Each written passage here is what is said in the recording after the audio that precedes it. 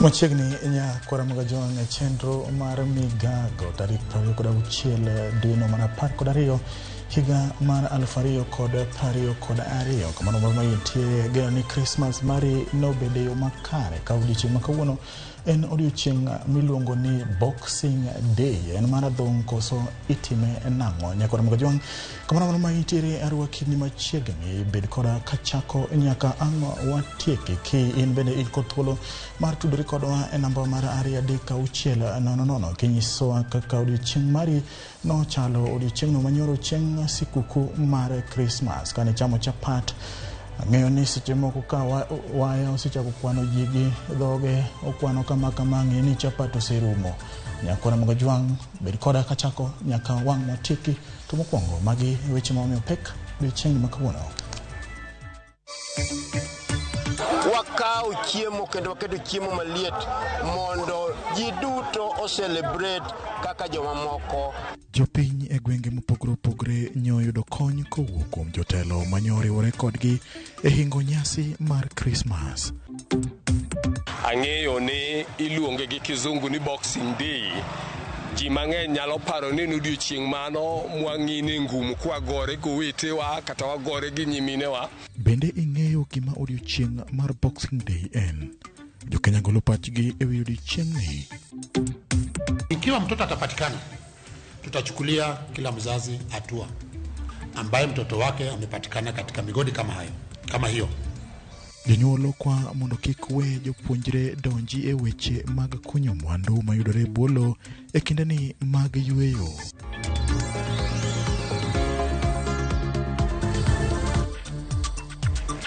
Machiegni nya RAMOGI nyinga en James Opondo wantiere achiel kachiel e RAMOGI TV bende wantiere Facebook live kata bende YouTube wantiere ki inyiso kendo miyo apachi odiochieng'ni mar Boxing Day ka wachako weche manyien.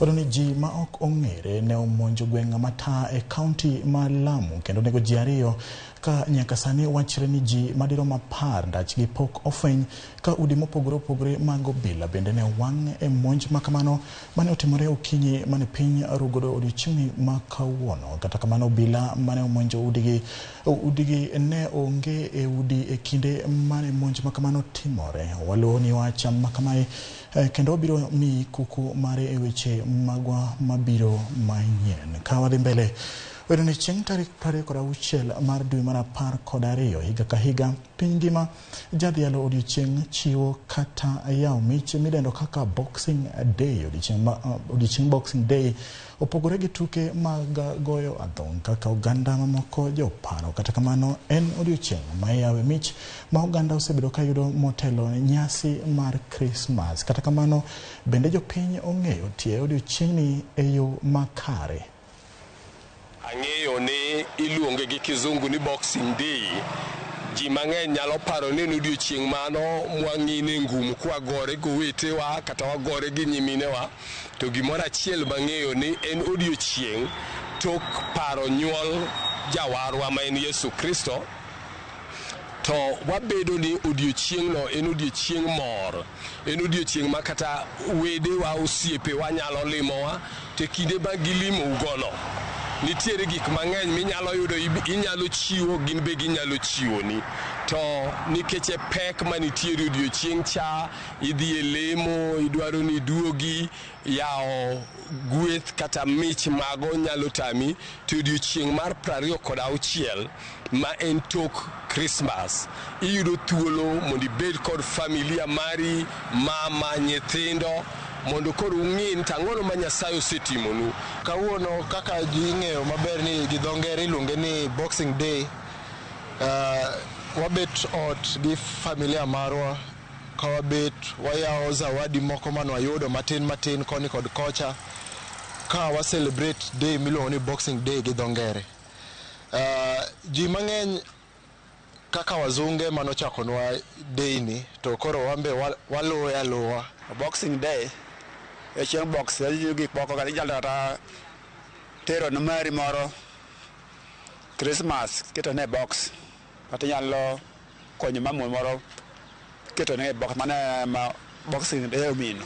Boxing Day en chieng' ma ji yauza wadigi mane giyudo chieng' Christmas mane nyoro, lakini an gi osiepega wadhi limo jomo otwe nthindo e jela ma Kisumu kai, to wadhi puonjogi mang'eny e society to vile ginyalo timo ka gisewuok e jela. An kawuono omiya zawadi mar tende. Adi mumunyae matin. Mano koro ayaw box na. Mano e meaning mar Boxing Day. Omino ni orni zawadi moro. Koro korni ka zawadi no tarik 25 ma en December. To nego konegi yawe chieng' no negi yawe kawuono tarik 26. Koro odiochieng' ma kawuono iluongo ni odiochieng' mar Boxing Day. Waparo katonde boxes temenyo wagonyo nyoro. Jo Nairobi nyobiro kag boxi, jo Mombasa nyobiro kag boxi, jo Kisumu nyolor ka luowa ka kod boxi madongo dongo. Koro kawuono waparo boxi manyogonyo nyoro. En odiochieng' manyoro kanyo osegony boxes duto te to kawuono igolo gi wang'ogi. Koro washerekea kwaparo gik manyotimre nyoro duto te to waketo gi kawuono duto te kanyakla achiel. Boxing Day osetera maber, en odiochieng' mar yawo box manyien kamano. Ndalo mane wadongo kane wantiere ragengni, odiochieng' ni ne chalo odiochieng' loro. Ji ne gore adua, kata kamano en odiochieng' miyawe boxi kata mich manyomi tarik 25. Ambe no miya moro adhi ayawe amumonya gimane ni iye. Ka wadhi mbele nyakora moko judo ni jatend piny Kenya William Ruto noriwore gi oganda mahoho mar Okak e kaunti ma Uasin Gishu e nyasi mar goyo erokamano. Ruto noduoko erokamano ne oganda e kaunti no kuom sire lwedo e yiero mokalo, ka bende kwayo oganda jo Kenya mondo omiye thuolo kapok gichako neno lokruok moro amora. Virani pod otimo ikruok makare mar neno ni obero uchumi mathur kae. Lydia Okeyo nigi ler mathoth. Elimbe mare boma ma Eldoret, jatend piny Kenya William Ruto singo medo riwo wi oganda jo Kenya kanyakla ka okodeo kon mana gi goyo mbulu kata dhoudi magiae. I give you my assurance that going into the future we have set a new standard of the politics of our nation, that going forward we are going to have politics that is devoid of ethnicity and politics that is devoid of conflict. Jatend piny okwayo jodolo mapachuka mondo med lamo ne piny Kenya. Nachukua tena nafasi hii kuwauliza viongozi wetu wa dini waombee taifa letu la Kenya. Hii serikali tumeunda kwa maombi. Ruto singo gero piny Kenya gi osuru mapachuka kowacho ni sao sechopo ma piny Kenya ok nyal dhi mbele gi holo menda e pinje maoko. Wale wanajaribu kuniharakisha, mimi nataka niwaambie mosmos, polepole. Wacha tupange kwanza uchumi wa Kenya iwe on the right footing. We cannot continue kujenga uchumi wetu tukikopa pesa. Tunakisia ya kwamba tutaongeza ile mapato ya ushuru katika taifa letu la Kenya by 20% this year. Bendo singo neno ni piny Kenya ni kod chiemo moromo. Nimefanya mkutano juzi na viongozi wote na tumekubaliana ya kwamba tunataka tuwasajili wakulima wetu. Kila mkulima tunataka ujiandikishe, utuambie uko na ekari ngapi na unahitaji mbolea kiasi gani. Ndio tuweze tukupatie hiyo mbolea. Tuweze tushughulike, ndio tuweke mpango maalum ya kuzalisha chakula, ndio tuweze kuondoa aibu ya njaa. Ruto medo chwalo chenro mar medo pidho yien e pachuka. Kokwa jotelo mopogore opogore mondo tigi jopiny eneno ni gipidho yien e miechgi. Erokamano Lydia kom lipod no kaudhi mbele kaka yorno mar kelo yot mar tayo chenro mag tije e county ma Kilifi and county no keto chenro mar riwo kanyakla bad migepe mane kod ting machal kaka yorno mar keto chenro moriere e bad migepe duto e county no. Governor ma county no Gideon Mungaro oyango ni chenro no ma oriwo kanyakla sekta ma opogore kochakore e mago mag tend county kod riwruoge ma ok mag piny owacho biro kaso chenro mag dongruok e county no loso e kinde chenro mar keto jruok mar chuogo chenro no e county no ma Kilifi.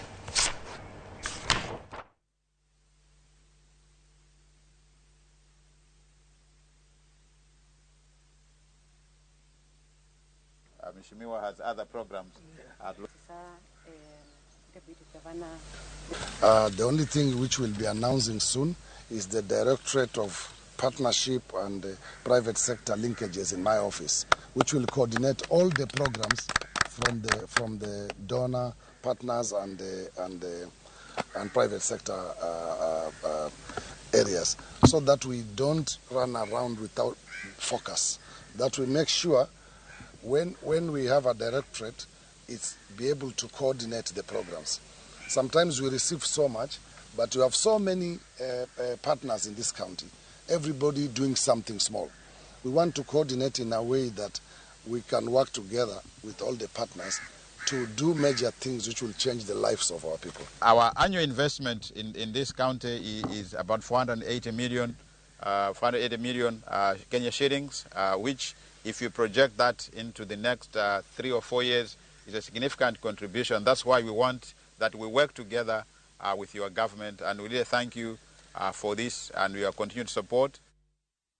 Komanda mar obila e gwenge mag imbo mar piny Kenya Kiprono Langato siemo jonyuol ma osebedo kaweyo nyithindgi mondo odhi e tije kunyo mula ni ibi kawnegi okang' mager koloso gi jofwambo e kaunti ma Kakamega. Langato siemo jonyuol ma osebedo kaweyo nyithindgi mondo okunyo mula ahinya to e kindeni ma olor sikunde. Langat wacho ni obiro kawo ne jonyuol ma kamagi okang' mager kaluwore gi masira ma apoya nono ma osebedo ka neno e bur kunyo mula ahinya to e kinde ma osekalo.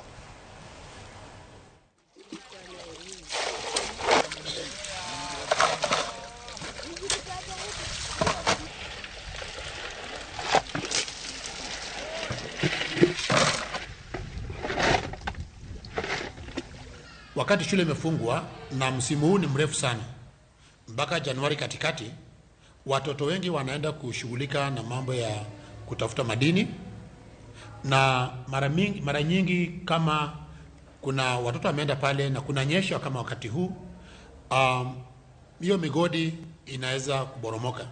Hatungependa kupoteza mtoto wowote, ni wachanga na tungependa warudi shuleni. So wazazi, hakikisha kwamba hakuna mtoto anapatikana katika migodi. Na ikiwa mtoto atapatikana, tutachukulia kila mzazi hatua ambaye mtoto wake amepatikana katika migodi kama hiyo. Nyakora Mogijuang report mane wakilo ni mokwongo mane wacho ni ji ma ok ong'ere ne omonjo gwenga matae county ma Lamu kendo nego ji ariyo Kenya sani wachre ni ji madiro mapar ndach gi pok ofeny ka udi mopogore mag obila bende ne wang' e monj makamano mane otimore okinyi mane piny orugodo kawuono. Kata kamano obila mane omonj udigi ne onge e udigo e kinde mane monj makamano timore. Obiro kaka ineno Nyakora Mogijuang e pichani kata e TV mari mano kaka gino notimore e county no ma Kilifi.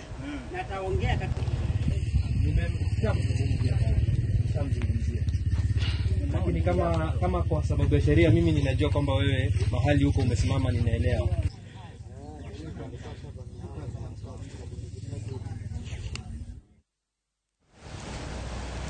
Nyakora Mogijuang mwaka uyu matina yu madundo neno kae kusicha kuro tu moduro Minavril ka wuok game bur okwene mingi hayo maber mar sikuku ka entere Kisumu Kanyagwaro wigota malo Martin Juma ka entere dala mar Lucky Samo koni kawuono bago birthday ne minode kanyo kagi goero kamano kuom higa achiel mosekalo ka bende en odiochieng' mar yawo boksi ibro yawe aduwa ka Ramogi TV kayo wakoyo ne hayo maber ndalone mo okaw thuolo mar bedo kod nyasi mar nyuol mar joragengni bende neno wakae kene ng'at mane museng'e ni Obado tinde director mara kone Musna Obado mano Udra Rieda erokamano nyakor Magajwang wa doni odhi yue matin ka waduogo to pod wan kod weche modhuro kata bende mago ma bro timore weche mag tuke midhiambo makawuono ka tuke mag English Premier League oduogo e wang'e kik bai ka ochopo saa 9:30 kamae Tottenham bro chako tukegi e yorno maoyanga kik dhi mabor.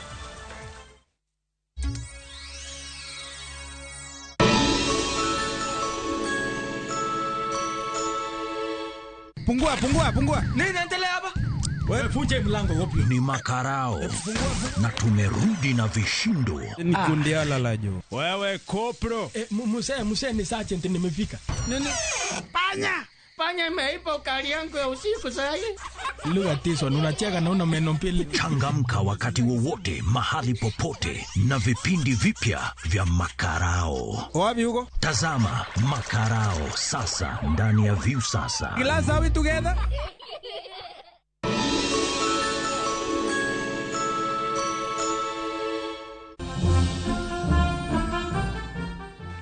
Nyakaramogi ekineni mag nyasi mag skuku mad nyasaye kodi ekelo ler kama nitie mudho mad nyasaye kodi ekelo kwe kama nie koko to maduong' moloyo mad chuny mar mbola kachiel koda chiwo nyuol kuomi akaw thuolo ni mar kwayo ni hawi maber e kinde mag nyasi mar Christmas.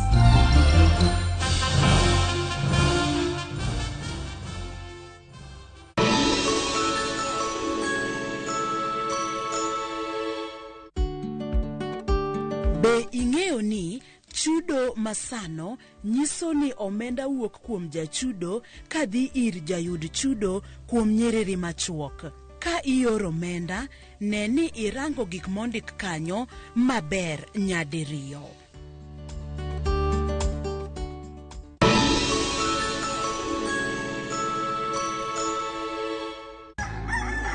Kapok piny oru, kapok oyaw chiro, jopur ochako odiochieng'gi.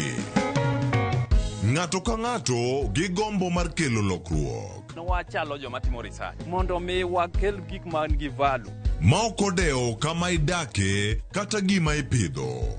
Pith mar kich en agribusiness. Riwri kodwa mondo ipuonjri yore pur. Cover crops inyalo pidho ei puothi mar rabolo no. Jopur kod chiro mag jopur. Kendiel ma dende ber ema biro mi market. Pur gi ohala. Tich adek ka tich adek, saa 1:45 mar odhiambo. Mane Ramogi TV.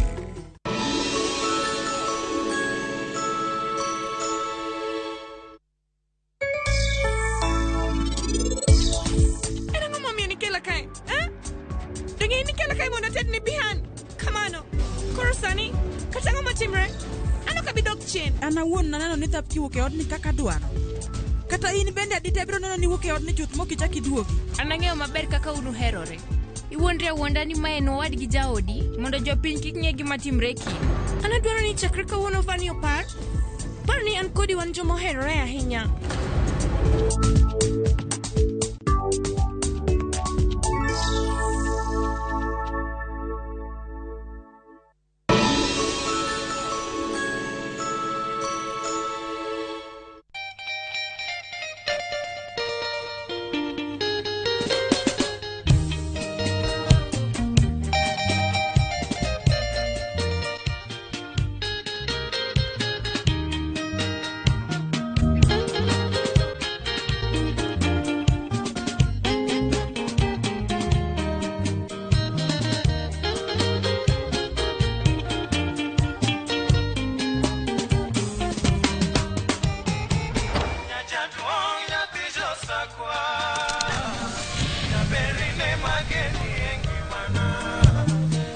Jatuong nyathi josakwa, jaber Radio Ramogi, Cartoon Jaluo. Radio Ramogi.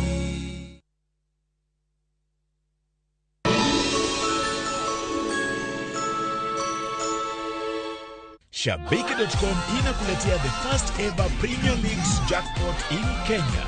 Predict mechi 6 kutoka ligi kuu duniani kwa kutumia shilingi 8 tu uweze kushinda 100,000 shillings kila siku. 6 Premier Leagues games. Cheza na 8 ball. Shinda 100k daily. Tuma neno PJP kwa 29063 or visit shabiki.com to play. Not for persons under the age of 18. Betting can be addictive. Play responsibly. Shabiki.com is authorized and regulated by the BCLB. License number 416. Shabiki.com.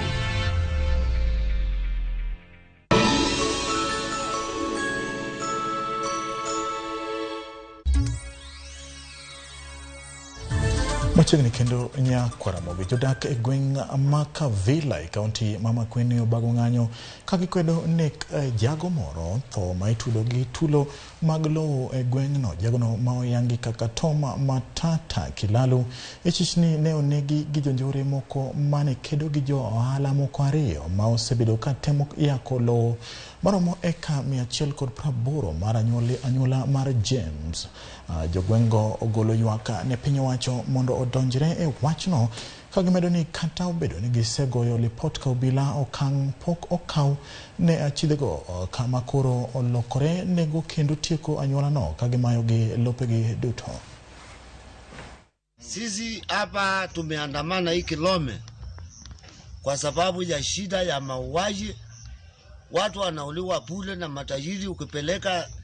Ukipeleka ripoti kwa Kilome police station, askari wanakuambia wewe mjinga, hujaoka nini hata uchukuliwe shida. Niko na P3 mbili pale nimepeleka kupigwa na kuumizwa na hakuna hatua yeyote imeshachukuliwa na maaskari ya Kilome mpaka OCS pale hata Salome. Tumeamua kuleta maandamano hizi zote. Serikali ya Ruto itusaidie. Mutula ambiwe huyu Joel Mbadha anamwambianga ni uongo, shetani pepo imshinde. Ukipeleka kesi pale asaidiwi, kama una hela unatukuliwa mbali na kesi yako inapotea. Na hiyo mauaji kwa sababu ya shamba inatuchosha akili, maana hata siwezi kaa na amani. Tunaomba tu mtusaidie mali mnaweza. Ka Uganda majo Kenya pod dhi nyime kod nyasi mar Christmas, nyithindo maonge kuonde jot mago ma ong'ere ni street kids ne oyudo fungruok bang' jaod bura ma Kisumu Central Joshua Oron ne omiyogi chiemo. Oron wacho ni thothgi onge nyalo, to ma en thuolo mar nyasi ma dhano onego riwre kendo obed kod mor kindegi. Oron wacho ni en gino ma osetimo igni mathoth, ka omedo ni sichgi jotelo mamoko bende mondo chiwre okony jogo ma onge kod nyalo.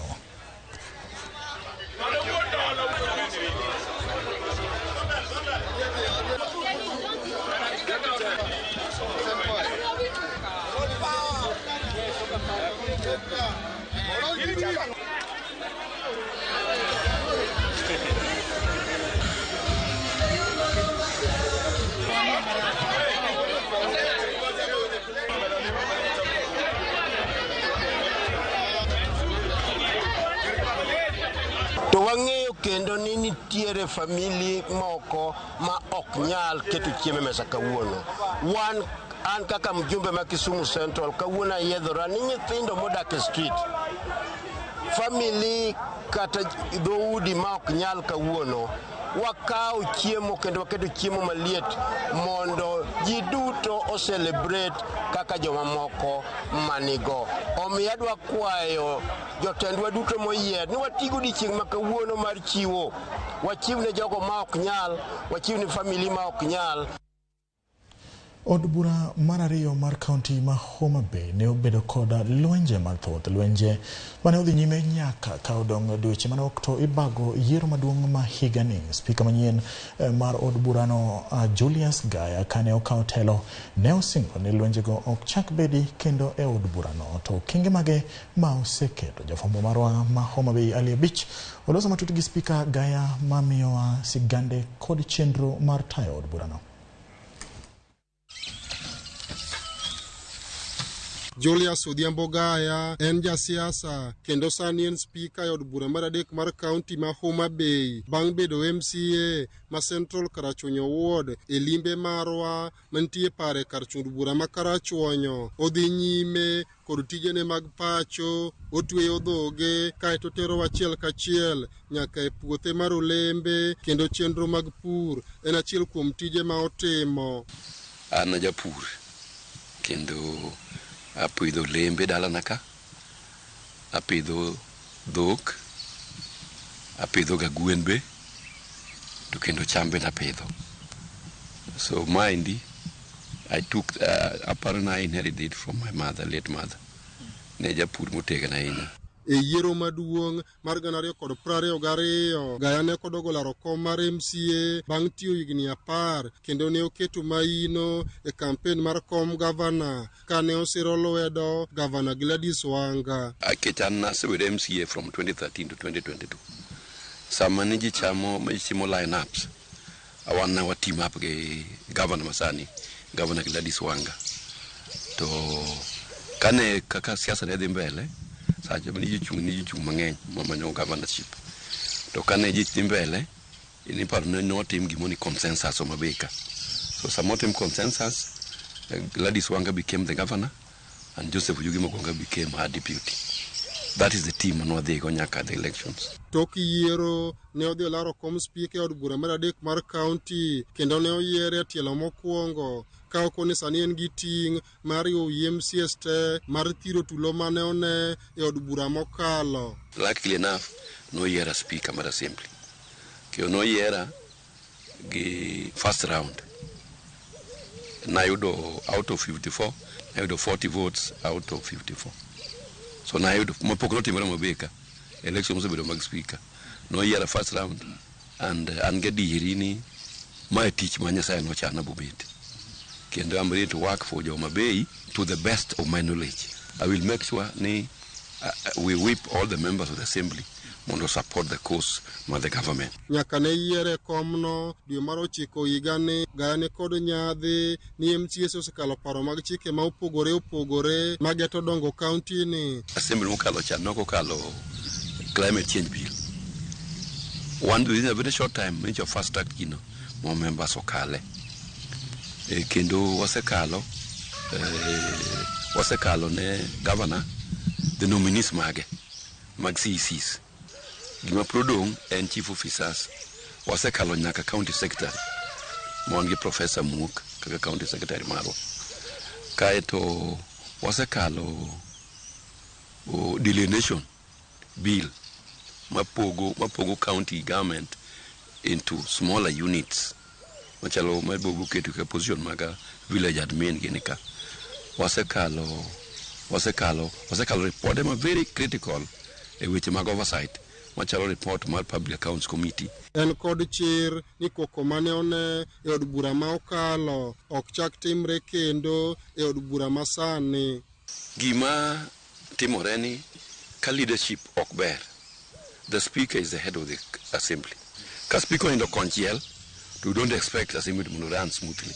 Members masani gi ung'eyo nying minch assembly ma 2017-22 chanigo ok idwa gichaki dhi that same situation. Ging'eyo gik mane kelo koko. Gik mathindo thindo assembly ka jowe wuoro mane kelo gimotimre ni cham kendi ma jomoko cham. To money expect koko. Bende okwayo MCS od burano mondo ti kanyakla eka gibed kod teko mar rango motegno kaka tend piny owacho mar county tiyo. Gima samoro kelo tabu members mag assembly. Ka members moko iywayo from by the executive. Tieni ka executive ok dwa timo tich malong'o. To gikelo chaos, kelo tungni assembly mondo assembly kik bed united. Kech assembly kubed united ting'e timo oversight maber kabisa. So ka ging'e ni gino ok tim gik malong'o to giketo some division amongst the members of the assembly. Because they set them against each other. higa sani koro loko kendo ikruok sani koro dhi nyime mar rwako higa manyien mar 2023. Spika singo ne jodak e kaunti ni od burano ni kod chenro mar kelo twage mamulo ngima jopiny ka ochopo higa manyien. Kendo sani warito mondo kelnwa CIDP mondo wa validate ko in the assembly. Kendo sani gimwa chano kendo mang'eny wan ga lot of bills and regulation. Wadwa kelo bills mar nyichi no kwa kalo chik mar World Development Equalization Fund. Makoro pesa mano petition manchi wakelo mwadhi itere National Assembly. Masama jo National Assembly betemo entrench CDF into the constitution cha. Koro wambe kaka MCS mondo wambo wayudi pesa mwaita temo development mo kirunia ni nyaka ibed ma loyal to the governor eke yud development. Alia Beach, Ramogi TV, Homa Bay. Erokamano Alia Beach kuom lipod no kowuok e county ma Homa Bay. Elijah wacho ne kwayo ne majengo otieno kod loin hayo maber mar Christmas ka gin e dala mar Kabwai. Bende neno kacha akwayo ne jonyuolga mantiere dala mar Kowacho Malongo okwayo ne gi hayo maber gi joromo gi duto maluongo ni Chanel ka ya Ogongo. Ramogi TV Otieno Woodmin Olive opondo ni maler kana Likoni City karibu Kiboma kwetu hapa Kiswahili tuadre dhoga kawuono chieng' Boxing Day.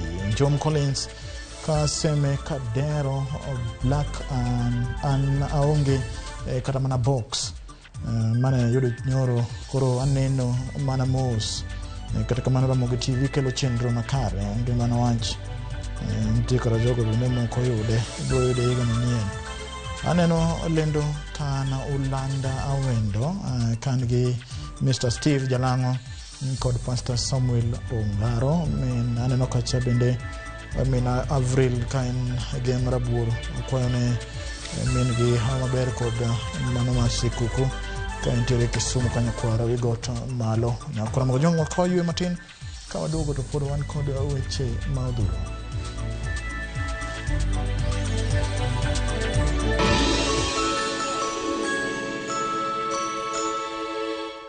Your holiday season just got better. Enjoy unbelievable discounts courtesy of Viusasa and its partners. Get up to 50% off on selected items from Pony Oil, Unilever and Optica. Dial *487*5# or scan this QR code now and get your discount coupon instantly. Redeem at any Naivas supermarket and other participating outlets.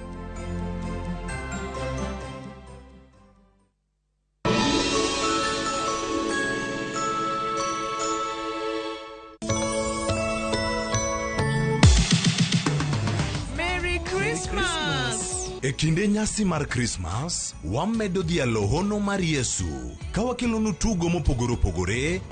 Koro nikech en Christmas wakelo yien. Nyaka tuke mabiro moro nyithindo.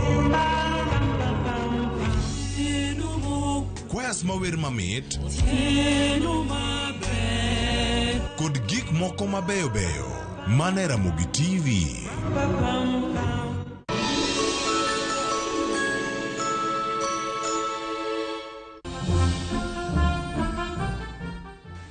Nyakwara Mogi osebedo kinde maber ahinya. Jehova Nyasaye oseritowa kendo ngiso ng'wono ne gi hera mare mogundho kinde ka kinde. E kinde mokoro wahingo odiochieng' nyuol ma jawarwa. En gombo mar kaka VOJ makelo chenro makaka onene kod machielo maratil ni ubed kod kinde maber mar sikuku. To maduong' moloyo en pare uru jowa ma bende onge go. Wan kanyo kod nyithi kiye, mon liete kod chuo liete. Ahinya chuo liete ka wijawil go. Koro bende kata kichame kikichame asasa ka waparo ngima makiny. Kao kamano, Merry Christmas. Kete mane Ramogi TV kinde ka kinde.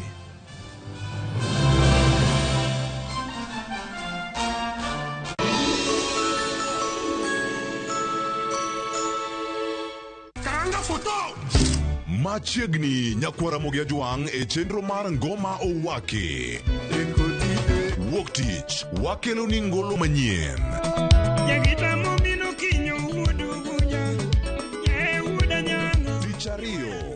Ras, Reggae Owake. When the quarantine thing done and everybody touch road. Tich adek, en odiochieng' mar twak gi jothumbe. Tich ang'wen, kama nene, waterie golo machon. Tich abich, Sukus Owake.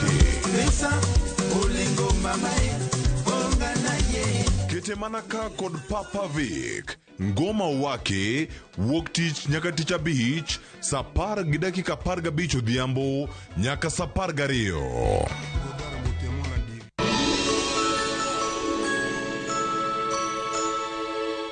Shabiki.com inakuletea the first ever Premier Leagues jackpot in Kenya. Predict mechi 6 kutoka ligi kuu duniani kwa kutumia shilingi 8 tu uweze kushinda 100,000 shillings kila siku. 6 Premier Leagues games. Cheza na 8 ball. Shinda 100k daily. Tuma neno PJP kwa 29063 or visit shabiki.com to play. Not for persons under the age of 18. Betting can be addictive. Play responsibly. Shabiki.com is authorized and regulated by the BCLB. License number 416. Shabiki.com.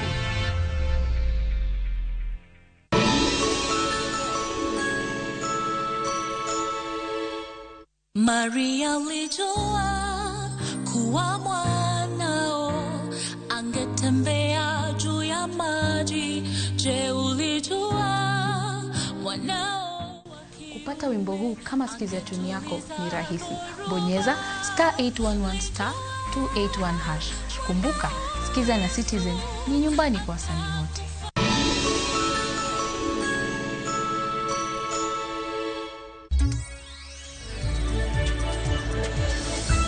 Machiegni kendo nyakwara Ramogi ne en mor kod ilo e kaunti ma Mombasa kuma jodak achiel kod welo ne jowuok oko mar bago nyasi mopogore opogore mar yango sikuku mar Christmas. Ne en mor bende ne jokanyo e sekta mar limbe kaluwore gi welo mathoth ma sani timo limbe Mombasa, gino makoro bero chenro mag ohala. Joja oko gi ler mathoth kowuok Mombasa. Oganda mopogore ne jochokore kuonde toyongona Mombasa ka girito gi siro nyorwako tarik 25 ma en sikuku mar Christmas. Chiemo kod math ne en ranyisi ni oganda mathoth ne wang' ni rito gi liyo nyasini to chutho bang' rem ma ok otimore malong'o e thuolo mar higni 2 mosekalo nikech tuo mar corona. First Christmas without any restrictions after COVID-19. So we are really happy. And I want to wish Kenyans a Merry Christmas and a Happy New Year. We are really enjoying ourselves. There's some good dance, good food, all kinds of indigenous, the Generation Z food, everything is there. Tokane piny ru, meli maradhai moting'o welo 573 ne bende ogoyo wath Mombasa, gino ma bende ne ogoyo jek sekta mar limbe chieng' Christmas. Out of the arrival of this cruise ship today, over almost 100 million will be injected in the economy through tourism activities. We are expecting another vessel next month, before the end of next month. Today we want to go to see the fort and everything in Mombasa, the beaches. We don't have any lions or leopards or giraffes or whatever, so we're looking forward to seeing Kenya. Christmas has been great. I'm happy to be here. My first time in Africa. And the trip experience has been great. To edho wath ma Jomo Kenyatta, miche kod miche magwelo ka achiel kod jodak na joyuoro mar toyongona ka giyango godo odiochieng'ni. Abiro go abal ka endi mondo awinj maber nikech asetiyo kuom higa achiel, koro abiro mondo ago Christmas ka endi gi jogena. Kila mandhari ni nzuri, chakula ni nzuri, huku watu wako starehe. George Aoko, Ramogi TV, Mombasa. Manokoro jobara upongo Mombasa, dhie Mombasa kinde ka kinde mondo mi ung'igo nikech kama koro chope ni dhano dhungore maratari. Kaudhi mbele nyakwara Ramogi jomaido ni kaka yorno mar nyiso chuny mar chiwo e kinde nyasi mag Christmas. Riwruok ma oko mar piny owacho ma otisi kaka Gifted Hearts ne olimo nyithindo kod jogo ma onge kuonde jot gi chiemo e chuny boma ma Kisumu. Riwruogno mabago chenro makamano ne jogo ma onge kod nyalo yango ni gin kod chenro mar dhi nyime gi yango jogo ma yuto margi ni piny mokalo kendo temo maino mag nyalo. Riwruogno bende oyudo erokamano ma owuok kuom jogo mane oyudo chiemogo ka giyango ni chenrogo ber ka ijiwo e kind oganda.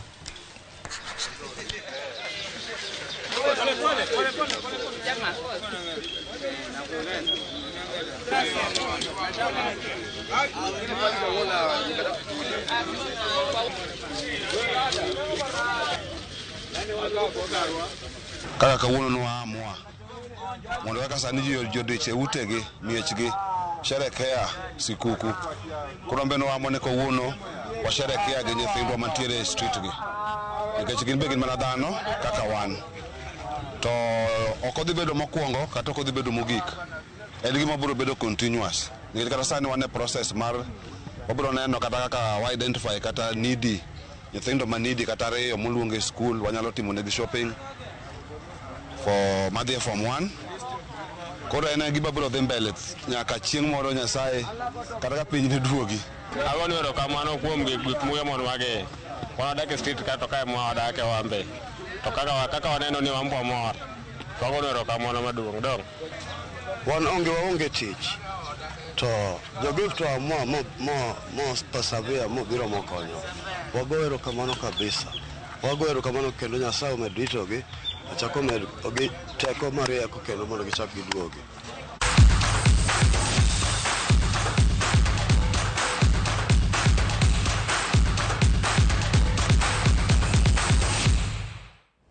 Machiegni e wechego mag tuke bang' ka oyueyo kuom thuolo mar dwe achiel gikone to tuke mag lig e piny mar Ingeresa oduogo ayanga ka tuke obagi e pewe ma opogore kawuono klab mar Tottenham bro rakore kod klab